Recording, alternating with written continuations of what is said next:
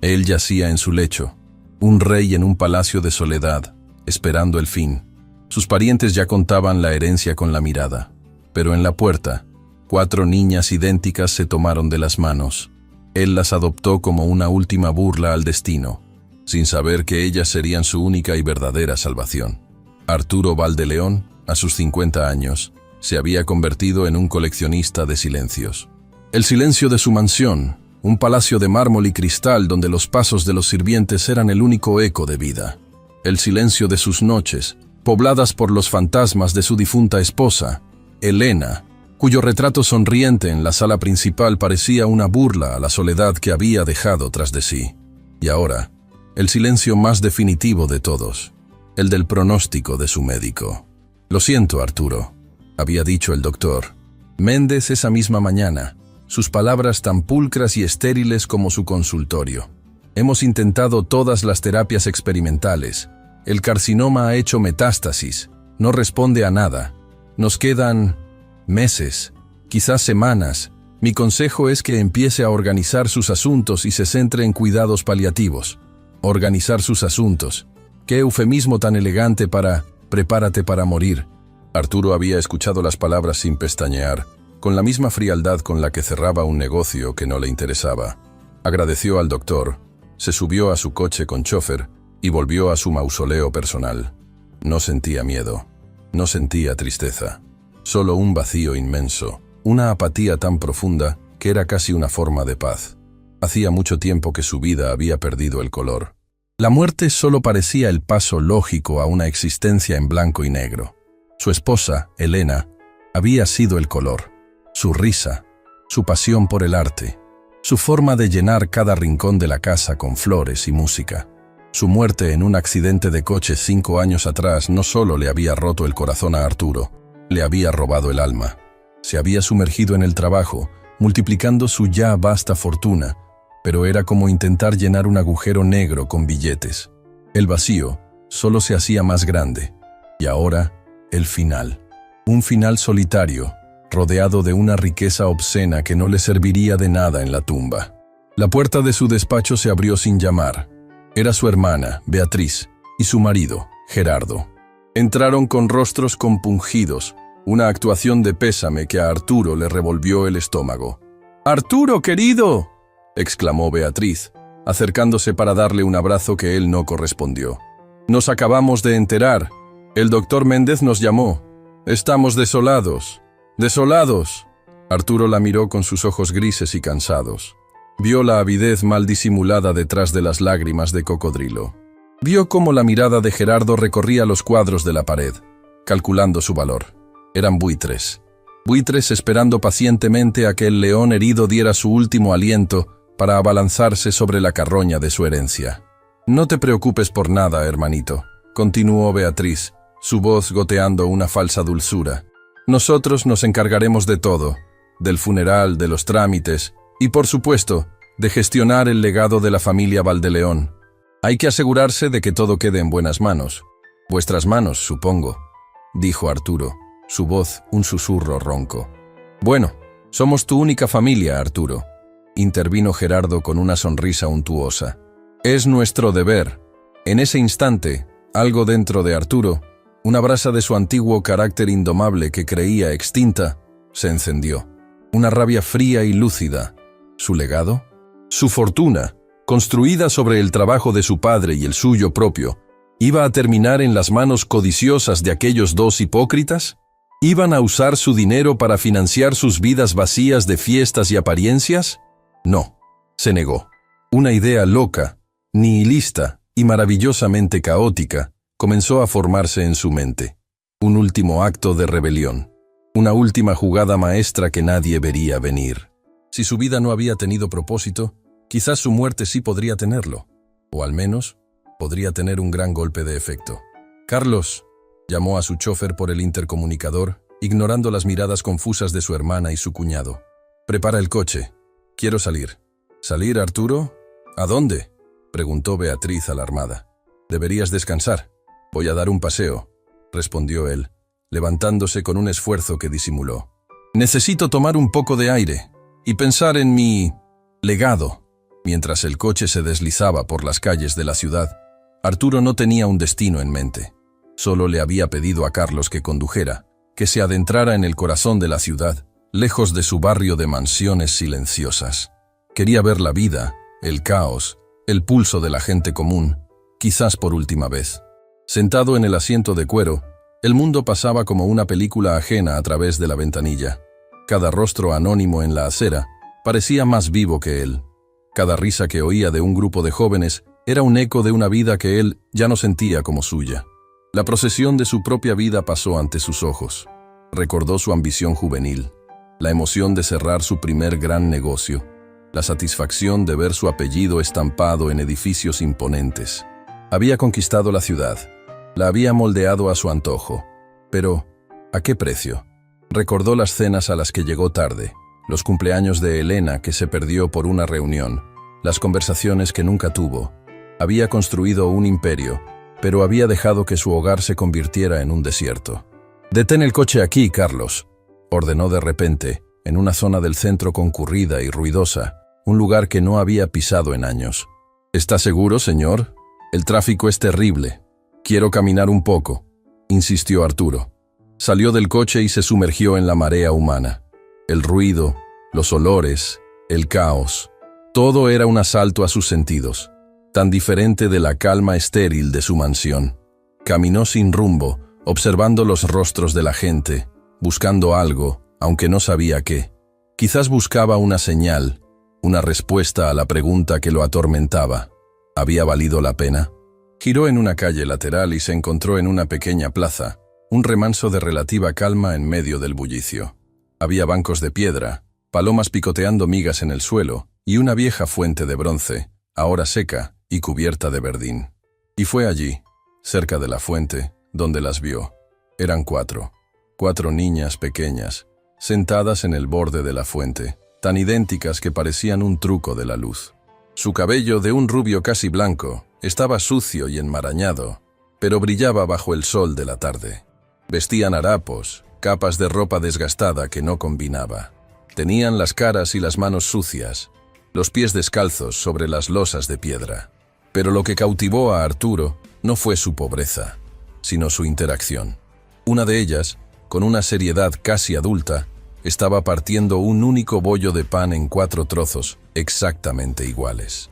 Lo hacía con una concentración absoluta, asegurándose de que la división fuera justa. Otra, con una sonrisa que iluminaba su rostro a pesar de la mugre, espantaba a una paloma demasiado atrevida. Una tercera parecía estar vigilando los alrededores, sus ojos azules moviéndose con una alerta constante, como una pequeña centinela. La cuarta, la más pequeña en apariencia aunque tuvieran la misma edad, tenía la cabeza apoyada en el hombro de la vigilante, sus ojos grandes y tristes mirando al vacío. Arturo se detuvo a observarlas desde la distancia. La escena era de una belleza desoladora. Vio la forma en que compartían el pan. Como la que parecía la líder, se aseguró de que todas comieran antes de llevarse su propio trozo a la boca. Vio cómo, cuando la más triste comenzó a temblar de frío, las otras 3 se agruparon a su alrededor, formando un pequeño nido de calor humano. Eran una unidad, una pequeña y feroz familia forjada en la adversidad. Se cuidaban, se protegían, se amaban. Todo lo que su propia familia, con sus yates y sus cuentas en Suiza, había olvidado cómo hacer. La idea que había nacido como un acto de despecho en su despacho, ahora, al verlas, se solidificó, se transformó. Dejó de ser una broma macabra contra Beatriz y Gerardo y se convirtió en algo más, en un propósito, el único propósito que le quedaba. Respiró hondo y caminó hacia ellas. Al verlo acercarse, el hombre alto, elegante y de rostro sombrío, la pequeña centinela se puso de pie de un salto, interponiéndose entre él y sus hermanas. «¿Qué quiere, señor?», preguntó, su vocecita sonando más valiente de lo que probablemente se sentía. Su cuerpo menudo era una barrera de pura determinación. Arturo se detuvo a un par de metros, para no asustarlas. Miró a las 4 pares de ojos azules, idénticos. Lo observaban ahora con una mezcla de miedo y desafío. «No quiero haceros daño», dijo, su voz más suave de lo que pretendía. «Solo os estaba observando. Parecéis cuidaros muy bien las unas a las otras». La líder, la centinela, no relajó su postura. ¿Y qué? Somos hermanas. Lo veo, dijo Arturo. ¿Y vuestros padres? ¿Están por aquí? Las 4 niñas bajaron la mirada al unísono. Un silencio pesado cayó sobre ellas. Fue la que tenía la sonrisa fácil quien respondió, su alegría momentáneamente eclipsada por la tristeza. Nuestros papás se fueron al cielo, susurró, en un coche que hizo boom, hace mucho. No nos acordamos de ellos. Huérfanas, cuatrillizas, solas en el mundo. La historia era cada vez más trágica, y para el propósito de Arturo, cada vez más perfecta. ¿Y quién cuida de vosotras?, preguntó él. Nosotras nos cuidamos, respondió la líder con orgullo. Estrella cuida de todas. Yo soy Estrella, añadió, señalándose a sí misma. Ella es Sol, dijo, apuntando a la de la sonrisa. Ella es Aurora, indicó, señalando a la más triste. Y ella es Luna, concluyó, mirando a la que partía el pan, la más seria y observadora del grupo. 4 nombres celestiales para 4 ángeles caídos en el infierno de la calle. Arturo sintió que el destino se reía en su cara. Estrella, Sol, Aurora y Luna, repitió él, probando los nombres en su boca. Escuchadme con atención. Se arrodilló, con un crujido de sus rodillas enfermas, para quedar a su altura, para no parecer tan intimidante. Tengo una propuesta para vosotras. Las miró a los ojos, una por una. Mi casa es muy grande, demasiado grande y demasiado silenciosa. Tengo mucha comida, muchas camas calientes, y tengo mucho dinero. Más del que una persona puede necesitar en toda una vida. Hizo una pausa. Y no tengo a nadie. Mi esposa también se fue al cielo. Y no tengo hijos que me quieran. Vio la confusión en sus rostros. Estaban acostumbradas a que les pidieran monedas, no a que les ofrecieran confesiones. Lo que quiero decir es, continuó, su voz ahora firme, clara, como si estuviera cerrando el último y más importante trato de su vida. Es que os necesito. Necesito que vengáis a vivir conmigo. Necesito que llenéis mi casa de ruido, de risas, de vida, antes de que yo me vaya.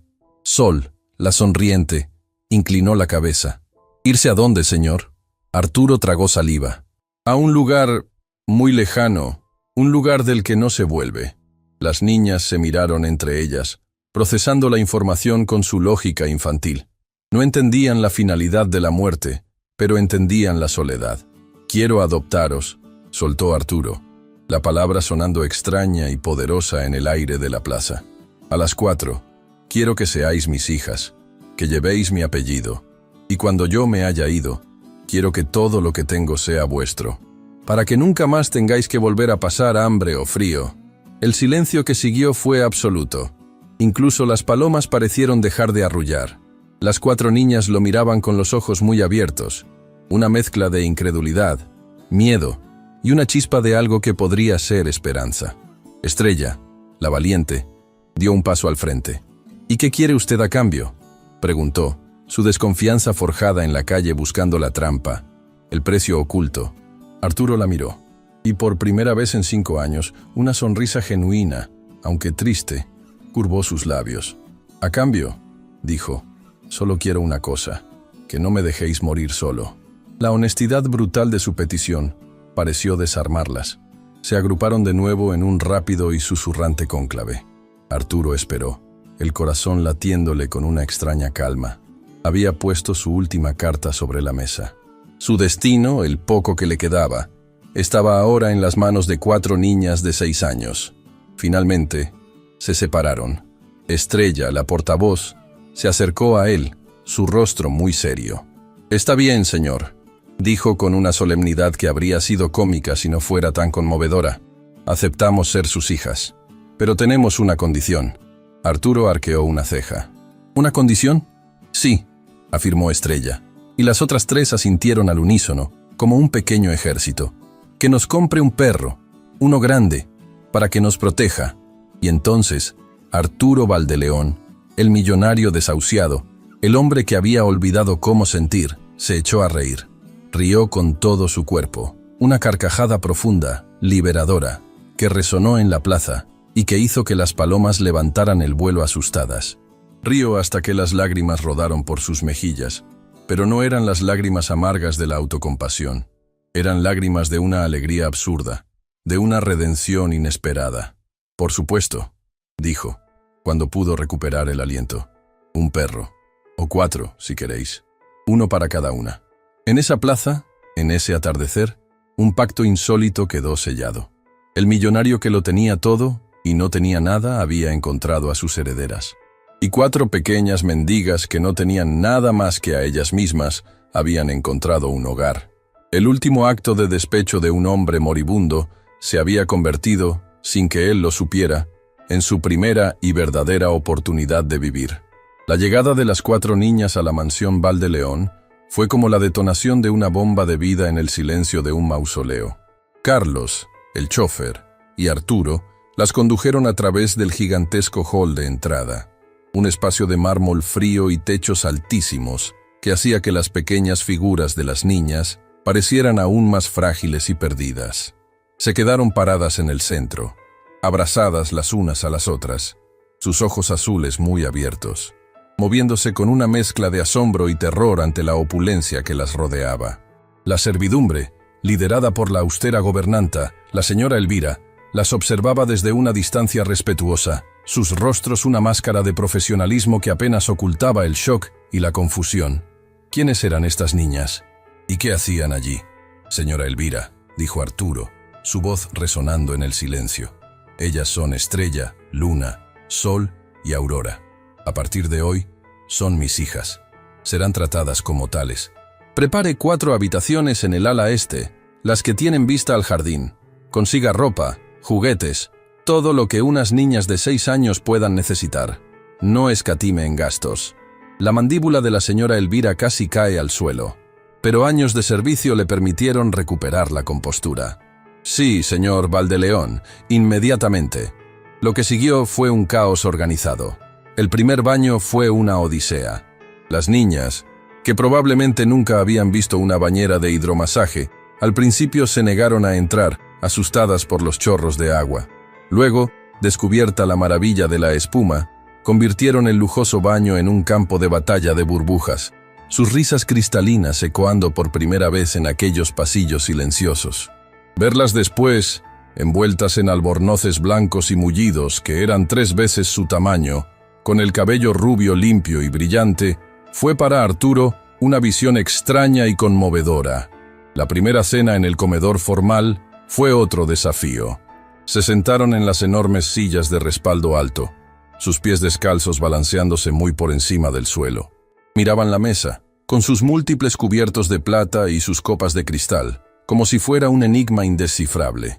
Cuando el chef personal de Arturo les sirvió un sofisticado plato de salmón con espárragos, las 4 lo miraron con desconfianza. Fue Sol, la risueña, quien rompió el hielo. «¿No tiene pan con mantequilla, señor?», preguntó con una sinceridad desarmante.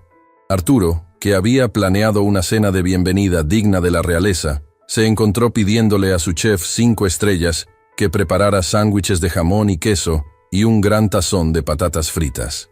Y mientras las veía devorar la comida sencilla con una alegría voraz, sintió una punzada de algo que no había sentido en mucho tiempo. Una calidez que no tenía nada que ver con la calefacción central de la casa.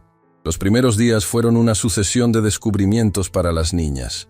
Descubrieron lo que era dormir en una cama para cada una, con sábanas suaves y edredones que olían a limpio.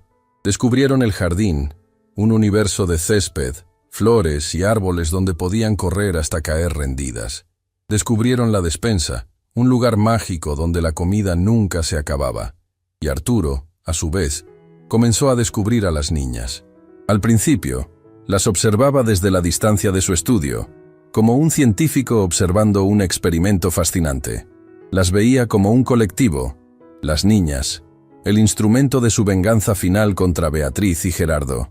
Pero poco a poco, sus personalidades individuales comenzaron a emerger, a romper su coraza de indiferencia. Sol, la optimista, era un torbellino de energía. Siempre estaba riendo, cantando canciones que se inventaba, y tenía la costumbre de dejarle a Arturo tesoros en su escritorio. Una piedra de forma curiosa, una flor de un color brillante, un dibujo de un sol con una cara sonriente. Estrella, la protectora, Seguía siendo su líder.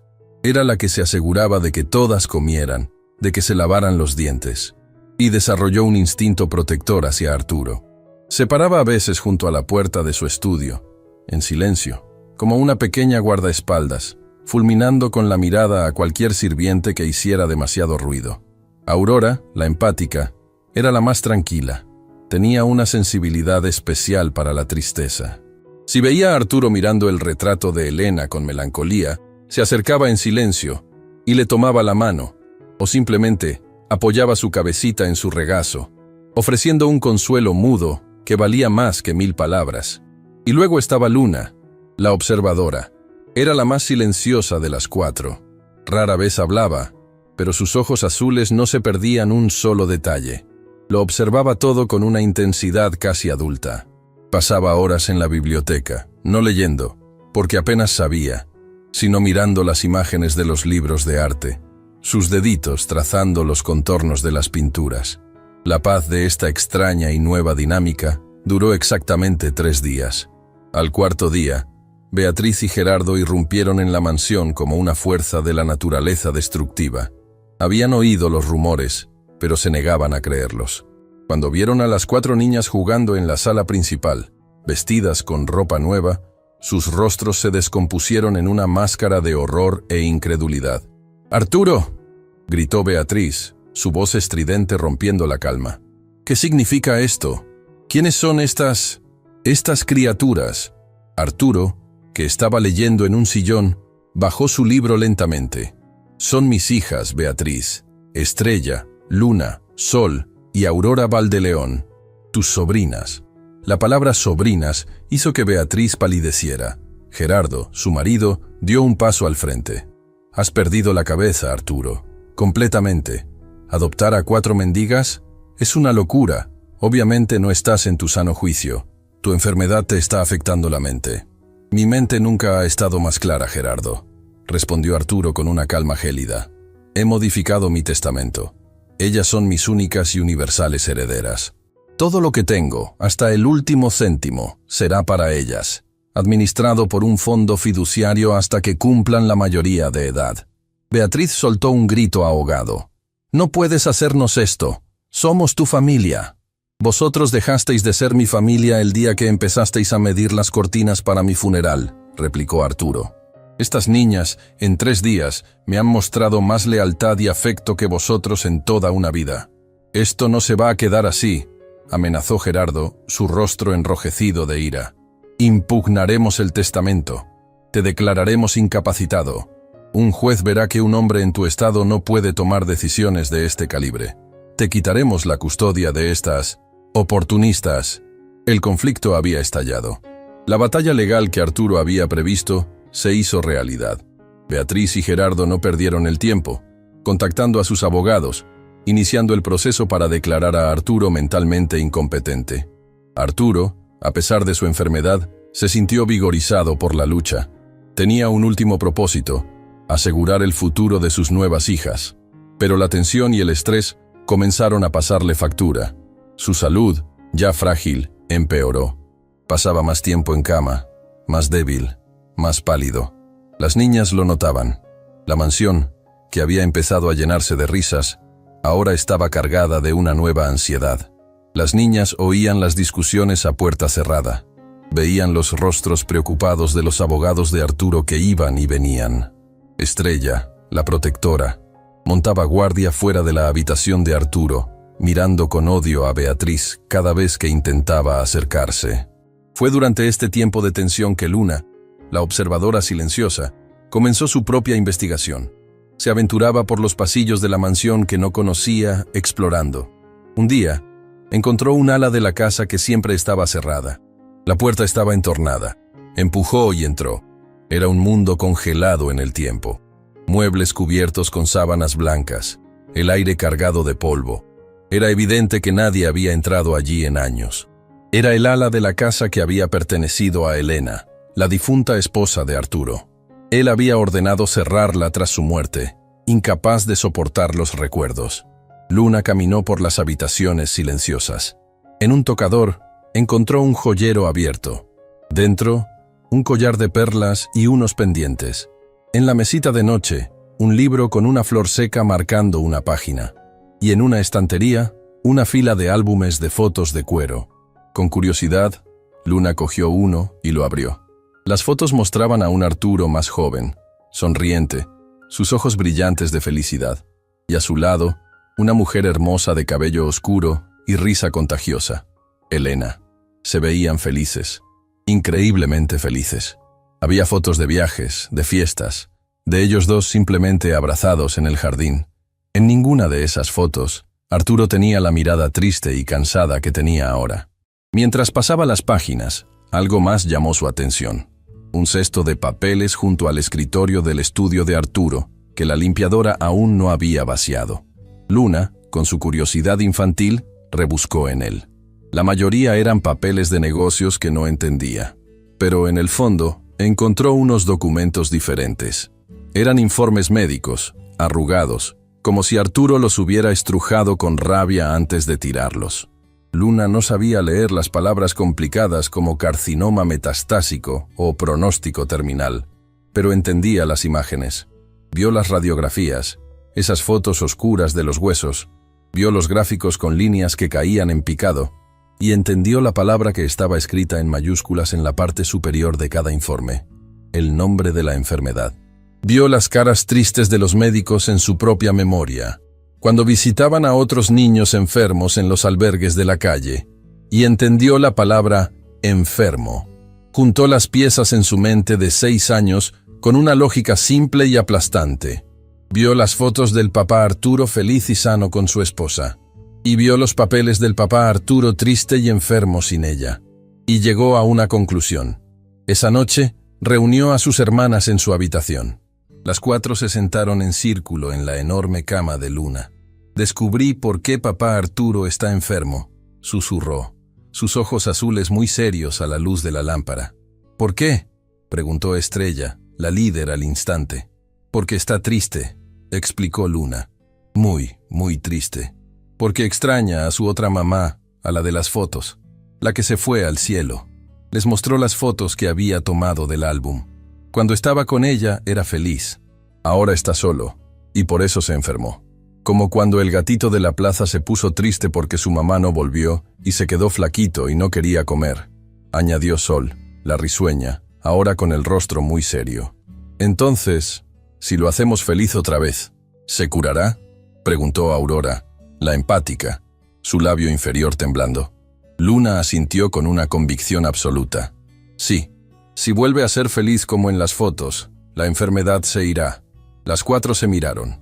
Una idea, un plan secreto, nació en ese instante, forjado en la lógica pura y el amor incondicional de 4 niñas de 6 años. El mundo de los adultos, con sus abogados, sus diagnósticos y sus herencias, era demasiado complicado. Pero la felicidad era algo que ellas entendían. Era un sándwich de queso caliente, una manta limpia, una hermana que te abraza cuando tienes frío. Su misión ya no era simplemente vivir en esa casa. Su misión era salvar al hombre que las había salvado a ellas. «Tenemos que hacer que vuelva a ser feliz», declaró Estrella, su voz llena de una nueva determinación. «Tenemos que recordarle cómo era antes. Tenemos que curarlo». Y mientras la batalla legal se recrudecía en los despachos de los abogados, en una habitación del ala este de la mansión, 4 pequeñas cuatrillizas, armadas con un álbum de fotos y un amor feroz, estaban a punto de iniciar la terapia más heterodoxa e inesperada de la historia de la medicina. No sabían que se enfrentaban a un enemigo llamado cáncer, solo sabían que se enfrentaban a un enemigo llamado tristeza. Y contra ese enemigo, ellas tenían sus propias armas. Mientras los abogados de Beatriz y Gerardo afilaban sus cuchillos legales en lujosos despachos, en la mansión Val de León se estaba gestando una revolución silenciosa. La lideraban 4 generales de 6 años, y su cuartel general era la habitación de Luna, la más espaciosa del ala este. Su arsenal no consistía en estrategias legales, sino en un viejo álbum de fotos de cuero y una lógica infantil tan pura como inquebrantable. «Miren», susurró Luna una noche, señalando una foto con su dedito. En la imagen, un Arturo más joven y una Elena radiante bailaban en la terraza, sus rostros iluminados por la alegría. Aquí él era feliz. Y había música. Y aquí, añadió Sol, apuntando a otra foto donde Elena colocaba un enorme ramo de rosas en un jarrón sobre el escritorio de Arturo. Había flores. Muchas flores. Y aquí, dijo Aurora, la más sensible, señalando una foto de Arturo riendo a carcajadas mientras Elena, cubierta de harina, le ofrecía una galleta con forma de corazón.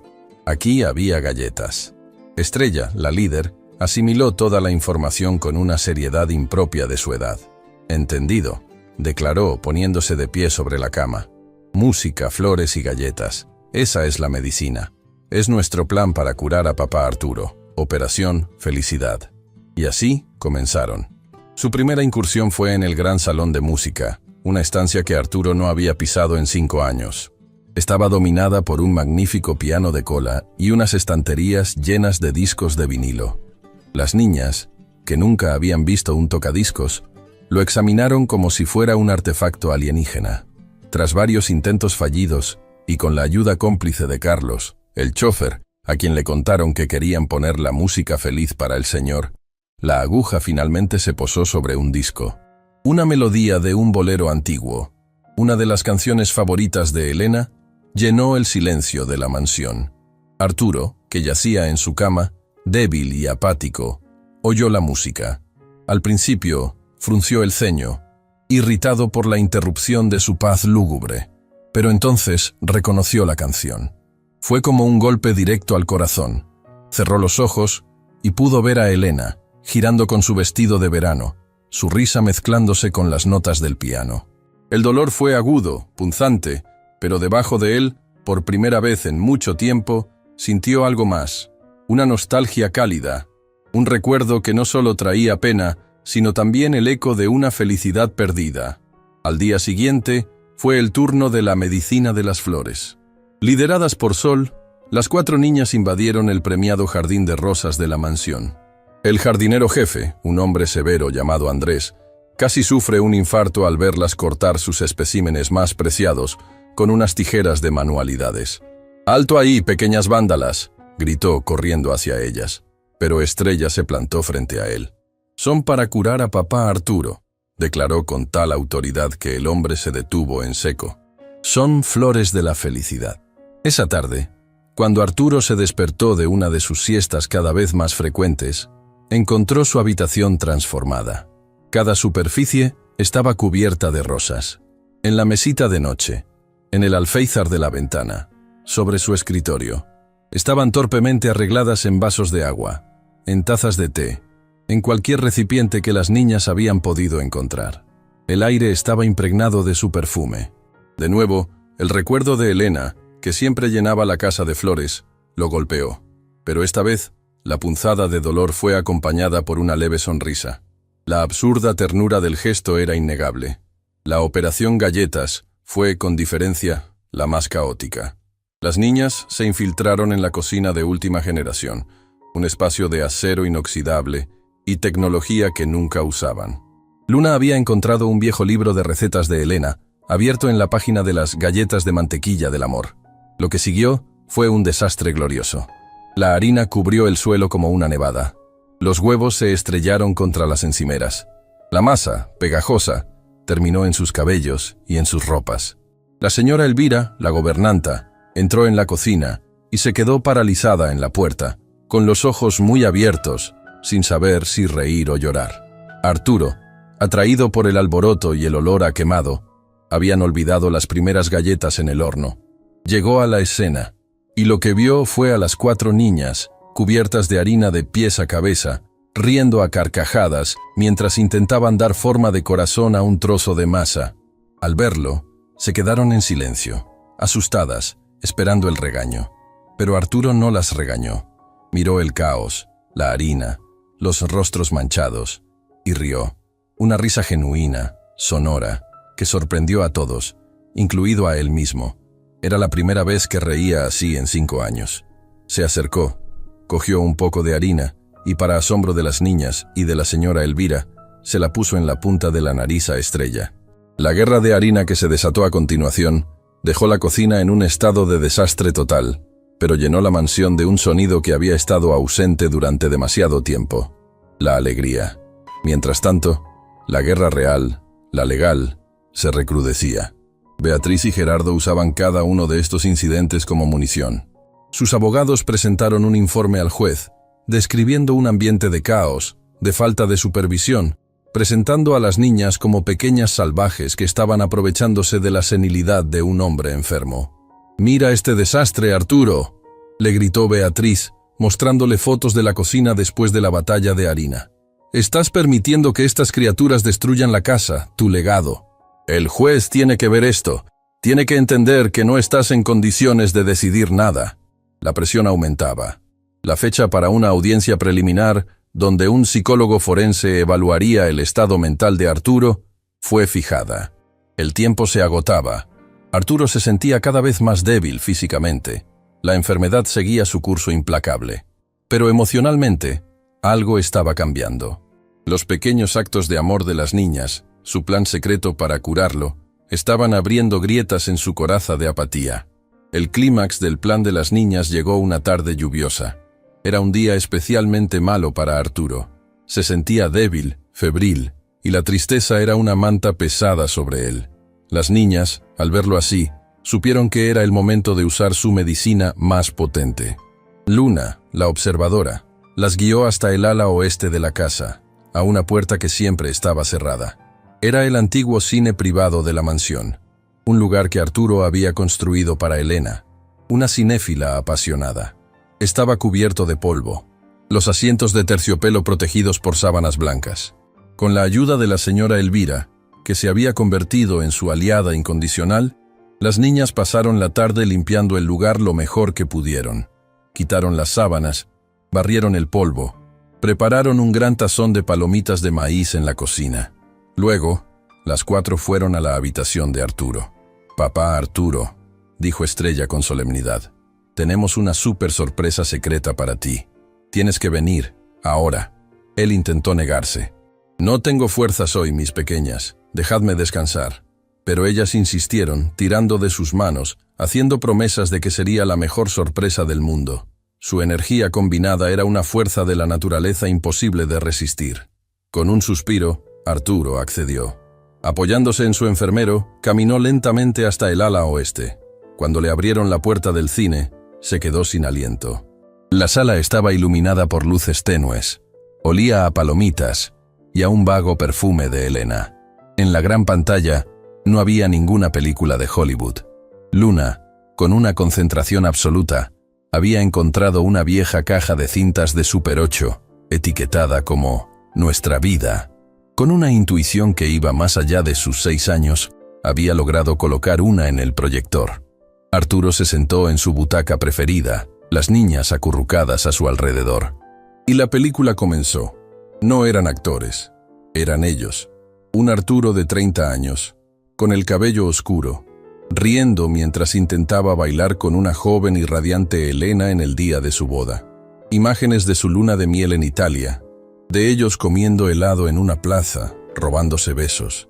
Escenas de la construcción de esa misma casa, de ellos pintando una pared, cubiertos de pintura. Momentos cotidianos, triviales, olvidados. Elena riendo en el jardín, él persiguiéndola con una manguera, los dos acurrucados en el sofá en una tarde de lluvia. Arturo miraba la pantalla, su rostro impasible al principio, pero poco a poco sus defensas comenzaron a ceder. Cada imagen era un recuerdo. Cada risa de Elena en la pantalla era una puñalada dulce en su corazón. Vio la vida que había tenido, el amor que había compartido, la felicidad que había dado por sentada y que luego había perdido. Y entonces, su coraza se rompió. El llanto comenzó como un temblor silencioso en sus hombros, pero pronto se convirtió en un sollozo profundo, gutural, que parecía venir del centro de la tierra. Lloró. Lloró como no lo había hecho nunca, ni siquiera en el funeral de Elena. Lloró por el amor perdido, por la soledad de los últimos 5 años, por el tiempo malgastado, por la vida que se le escapaba. Era una catarsis, una liberación de todo el dolor que había mantenido reprimido. Las niñas, al verlo así, no se asustaron. Se acercaron a él. Aurora le secaba las lágrimas con el borde de su vestido. Sol le acariciaba la mano. Estrella le ponía la cabeza en el regazo. y Luna simplemente lo abrazó, su pequeño cuerpo temblando junto al de él. Lo rodearon con su amor puro e incondicional, sin decir una palabra, simplemente estando allí, compartiendo su dolor. La señora Elvira, alarmada por la intensidad del llanto, llamó al doctor Méndez. El médico llegó rápidamente, esperando encontrar a Arturo en medio de una crisis. Y en cierto modo, lo estaba, pero era una crisis del alma. Después de que Arturo se calmara, exhausto pero extrañamente sereno, el doctor Méndez insistió en tomarle los signos vitales. Lo hizo con la profesionalidad de siempre, esperando encontrar los valores de un hombre en su estado. Débiles, inestables.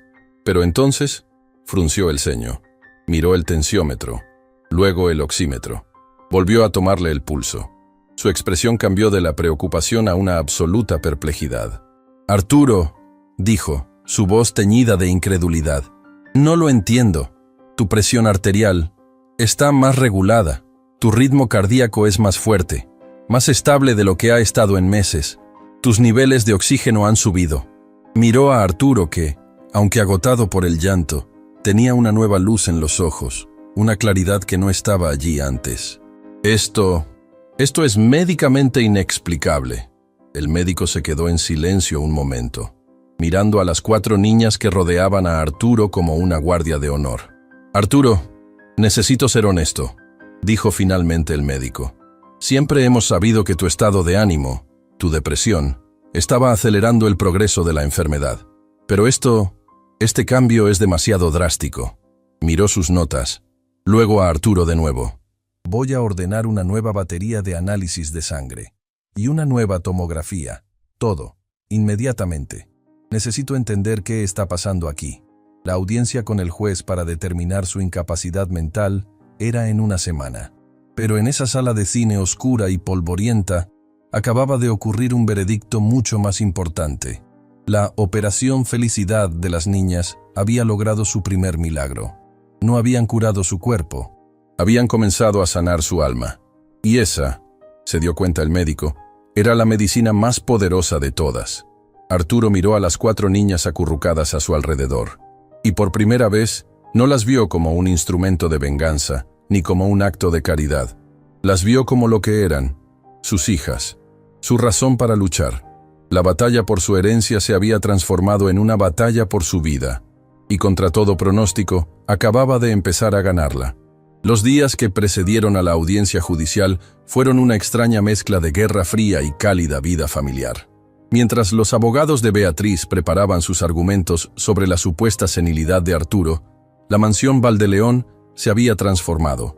El silencio de tumba había sido reemplazado por el sonido de pequeñas risas, el eco de carreras por los pasillos y el aroma a galletas de mantequilla que la señora Elvira ahora enseñaba a las niñas a hornear sin causar un desastre. Arturo, por su parte, se sentía como un hombre renacido. La pesada manta de apatía que lo había cubierto durante 5 años se había levantado, revelando no solo el dolor por la pérdida de Elena, sino también el deseo de vivir que había olvidado que poseía. Cada mañana se despertaba no con la resignación de quien espera el fin, sino con la curiosidad de saber cuál sería la nueva medicina de la Operación Felicidad. Un día eran dibujos pegados en la puerta de su habitación, otro, un concierto improvisado con ollas y sartenes en la cocina. Las niñas eran un torbellino de vida caótica y pura, y su amor era el antídoto más potente contra la desesperanza. Sin embargo, la realidad de su enfermedad seguía presente. Se cansaba con facilidad, y el miedo a la audiencia, a que un juez pudiera arrebatarle a sus nuevas hijas, pesaba sobre él. Pero ahora luchaba. Tenía una razón para hacerlo. El día en que el doctor Méndez llegó con los resultados de la nueva batería de análisis, la tensión en la casa era palpable. Beatriz y Gerardo habían insistido en estar presentes, acompañados de su abogado, para escuchar lo que ellos asumían que sería la confirmación final del estado terminal de Arturo. Se sentaron en la sala principal, sus rostros una máscara de falsa preocupación. Las niñas, por orden de Arturo, se quedaron jugando en el jardín, ajenas a la reunión que definiría su futuro. El doctor Méndez entró en la sala, su rostro indescifrable. Sostenía una carpeta llena de documentos. Se sentó, Miró a Beatriz y a Gerardo, y luego sus ojos se posaron en Arturo. «Tengo los resultados», comenzó, su voz profesional y neutra. «Hemos repetido cada análisis 3 veces, y los hemos contrastado con los resultados de hace 6 meses. También hemos consultado con un panel de especialistas en oncología y enfermedades autoinmunes». Hizo una pausa dramática, y hemos llegado a una conclusión asombrosa. Beatriz se inclinó hacia adelante.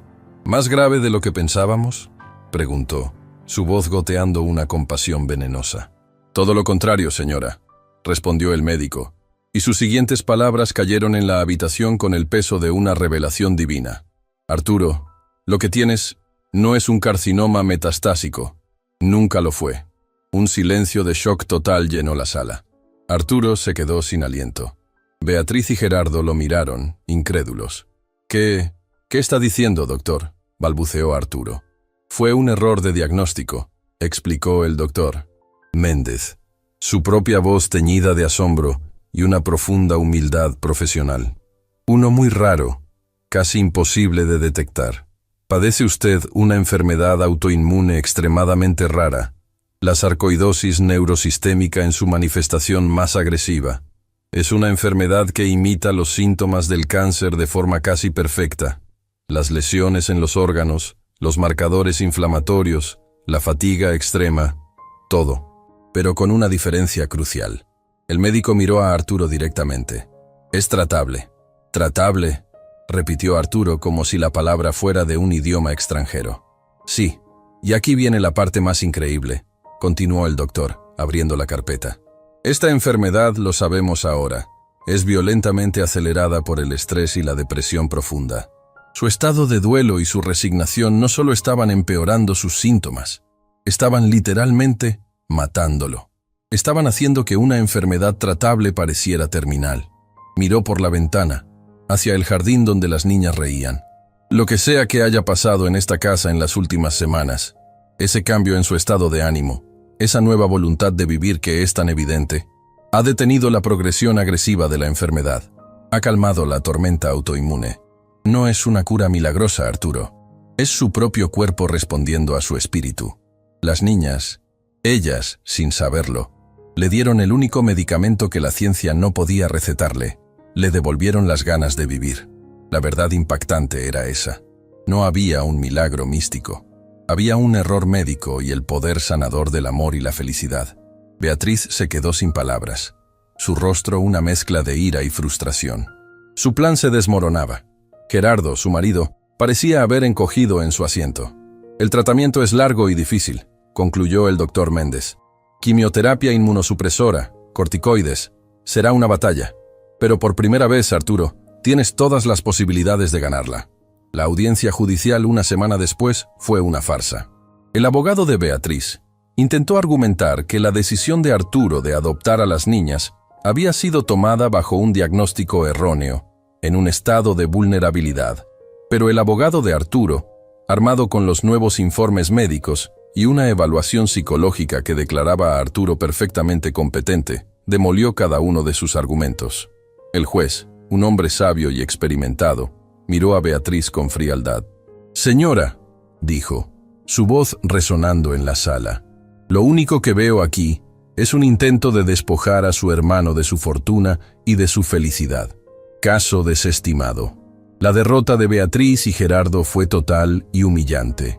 Salieron del juzgado bajo la mirada de desprecio de Arturo, y a partir de ese día, nunca más volvieron a cruzar las puertas de la mansión. Para Arturo, la verdadera batalla acababa de comenzar. El tratamiento fue tan duro como el médico había advertido. Días de quimioterapia que lo dejaban exhausto, sin fuerzas, náuseas constantes. Pero la diferencia era abismal. Antes, se habría rendido, habría aceptado el sufrimiento como parte del final. Ahora, luchaba, y no luchaba solo. En sus peores días, cuando se sentía demasiado débil para levantarse de la cama, eran las niñas quienes se convertían en sus enfermeras. Le leían cuentos con sus vocecitas, le traían vasos de agua, se acurrucaban a su lado, simplemente ofreciéndole su calor y su presencia. Sol le contaba chistes malos hasta hacerlo sonreír. Estrella montaba guardia en la puerta para asegurar que nadie lo molestara. Aurora le acariciaba la frente, y Luna le mostraba sus dibujos, mundos de colores que eran un bálsamo para su fatiga. Ellas eran su razón, su medicina más potente. El proceso de adopción se formalizó sin más obstáculos. El día que fueron al juzgado, no para una batalla, sino para una celebración, fue uno de los más felices de la vida de Arturo. El juez, el mismo que había desestimado el caso de Beatriz, sonrió al firmar los papeles. «Felicidades, señor Valdeleón, y felicidades, niñas», dijo. «A veces, las familias no se encuentran por la sangre, sino por el corazón. Estrella, Luna, Sol y Aurora Valdeleón». Sus nuevos nombres sonaban a música en los oídos de Arturo. Poco a poco, con el tratamiento médico y la terapia de felicidad de sus hijas, Arturo comenzó a recuperar su fuerza. La enfermedad entró en remisión, el color volvió a su rostro, la energía a su cuerpo. Y la mansión, antes su tumba dorada, se convirtió en un hogar vibrante. Cumplió su promesa. Les compró un perro, un enorme y bonachón Golden Retriever al que llamaron León, en honor a su nuevo apellido. Arturo tomó una decisión que sorprendió a todo el mundo empresarial. Se retiró. Vendió la mayoría de sus acciones, dejando solo un fondo de inversión para asegurar el futuro de las niñas, y se dedicó por completo a ser padre. Abrió el ala oeste de la casa, la que había pertenecido a Elena. Junto con las niñas, revisó sus cosas. Les contó historias de su madre, del cielo, como ellas la llamaban. Les mostró sus cuadros, sus libros. El espacio dejó de ser un santuario de dolor para convertirse en una sala de juegos llena de vida, un lugar donde el recuerdo de Elena convivía en paz con la risa de sus nuevas hijas. Los años pasaron. La escena final de esta historia no es en un juzgado ni en un hospital. Es en el jardín de la mansión, en una tarde de primavera, 6 años después de aquel encuentro en la plaza. Arturo, ahora con 56 años, tiene el cabello completamente blanco, pero sus ojos brillan con una vitalidad que lo hace parecer más joven. Está arrodillado en la tierra, enseñando a sus 4 hijas, ahora de 12 años, a plantar rosales, la flor favorita de Elena. «No, Sol, no tan profundo», dice riendo, mientras ayuda a su hija más risueña. «Estrella, con más cuidado, o dañarás la raíz», aconseja a su pequeña líder, que asume la tarea con una seriedad de cirujana. Luna está en silencio, dibujando las flores en su cuaderno, su talento ahora evidente y cultivado. Y Aurora habla suavemente con los capullos, convenciéndolos de que crezcan fuertes. Son 4 jóvenes personalidades, idénticas en apariencia, pero únicas en su esencia. Y son su familia, su todo. Arturo se recuesta en el césped, mirando a sus hijas. El cáncer, o lo que creyeron que era cáncer, es un recuerdo lejano. Su salud es estable, su corazón está lleno. Piensa en el hombre que era, el hombre solitario y amargado que esperaba la muerte. Y piensa en el hombre que es ahora, un padre, rodeado de un amor caótico y maravilloso. Se da cuenta de que el diagnóstico del doctor Méndez no había sido del todo erróneo. Realmente se estaba muriendo. Se estaba muriendo de soledad, de falta de propósito, de un corazón roto. Y las niñas, con su plan simple y profundo, habían identificado la verdadera enfermedad. No habían curado su cuerpo con magia, habían curado su alma con amor. Y su cuerpo, liberado de la carga de la desesperanza, había encontrado el camino para sanarse a sí mismo. Las 4 niñas, que él había adoptado como un último y cínico acto de su vida, se habían convertido en el verdadero y milagroso comienzo de ella. Su legado no serían los edificios que llevaban su nombre, sino las 4 flores radiantes que ahora crecían y florecían en el jardín de su corazón. «¡Papá Arturo!», grita Sol, corriendo hacia él con las manos llenas de tierra. «¿Nos ayudas a regar?». Él sonríe, una sonrisa plena, serena. «Claro que sí, mi amor. Vamos a hacer que todo crezca». Y mientras se levanta para unirse a ellas, sabe, con una certeza absoluta, que la vida, al final, no se trata de evitar la muerte, sino de encontrar las razones por las que vale la pena, desesperadamente, vivir.